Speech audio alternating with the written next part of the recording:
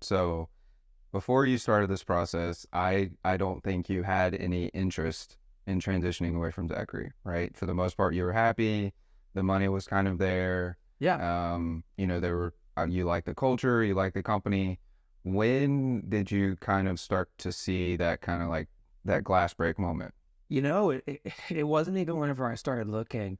Whenever I started looking, it was really as part of any employment relationship. You're always advocating for yourself, and I'm always advocating for myself to get promoted in title and promoted in compensation. That's just something that I'm always advocating for. And yeah, I'd say that Zachary has done a really good job. They've promoted me.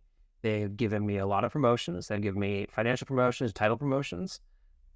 We were working on what my next one would be, and I was like, I'd like to get some data points on some maybe salaries that are reasonable for my experience, and what titles that people think that my experience is attributable for. So I just kind of I didn't intensively apply for jobs, but whenever I saw something on LinkedIn, or it's just LinkedIn, when I saw something that I thought was a fit, I was like, "Oh, I'll just send it an application." And at first, I started out putting like some outrageous salary numbers, just numbers that I knew that weren't reasonable for me. And then I kind of started toning it back into what I actually thought I was worth. And sure enough, as soon as I applied for this job with HDR at a salary point that I thought that I was worth, I got a bite.